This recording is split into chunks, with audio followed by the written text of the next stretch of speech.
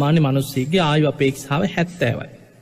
එතකොට අවුරුදු 2500ක් වෙනකොට මේ ලෝකෙ මිනිස්සුන්ගේ ආයුෂ අඩු වෙලා තියෙනවා අවුරුදු 120 ඉඳන් 70 දක්වා. ඒ කියන්නේ අවුරුදු 50ක අඩුවීමක් තියෙනවා. එතකොට අවුරුදු 2500කට මිනිස්සුන්ගේ ආයුෂ අඩු වෙලා තියෙන අවුරුදු 50කින් විතර.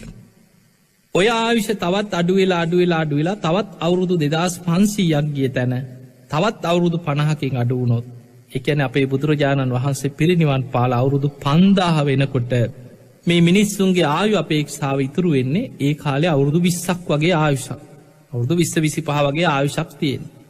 ඒ කියන්නේ අපේ බුදුරජාණන් වහන්සේ පිරිනිවන් පාලා අවුරුදු 5000 වෙනකොට සර්වඥ ධාතුන් වහන්සේලාත් පිරිනිවන් පානවා බුදුරුවක්ම ඇවිලා යමා මහ පෙළහර පාලා. ඒ ධාතු පරිනිර්වාණය වෙන කාලේ එනකොට ඊළඟට බුද්ධ අධිෂ්ඨානයෙන් පිහිටවපු 4 සිරිපා සටහන් මැකිලා යනවා.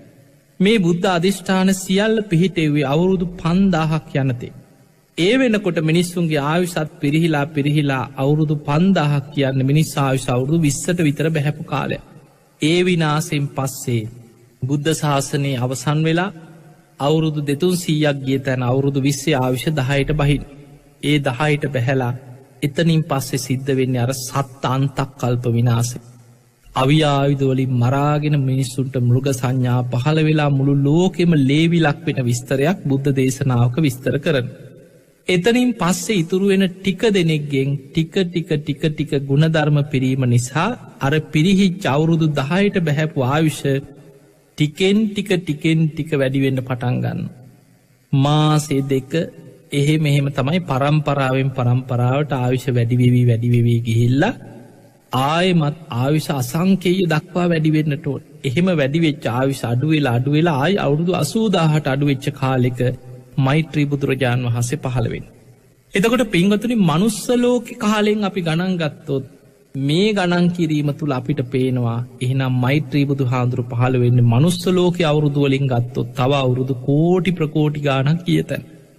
ඒ නිසා මනුස්ස ලෝකේ කාලෙන් නම් මහා දීර්ඝ කාලයක්. හැබැයි දිව්‍ය ලෝකේ කාලෙන් ගත්තොත් එච්චර දීර්ඝ කාලයක් නෙමෙයි. සමහර දෙවිවරුන්ට අද පින් කරලා දිව්‍ය ලෝකේ පහළ වෙන ඇතැම් දේවතාවරුන්ට ඒ දිව්‍ය ආයුෂ අවසන් වෙන්න පෙර මනුස්ස ලෝකේ ඊළඟ බුදුරජාණන් වහන්සේ පහළ වෙනවා. මෛත්‍රී බුදුහාඳුරු පහළ වෙනවා.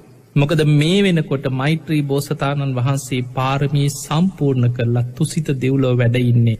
තමන්ට අවස්ථාව එනකං දෙවියන්ගේ ආරාධනය ලැබෙනකං තුසිත දෙව්ලොව වැඩ ඉන්නවා. අනෙක් බුද්ධ ශාසනයේ මාර්ගඵල ලබන අගසව් තනතුරු ලබන 80 මහා ශ්‍රාවක තනතුරු ලබන ඒ සියලු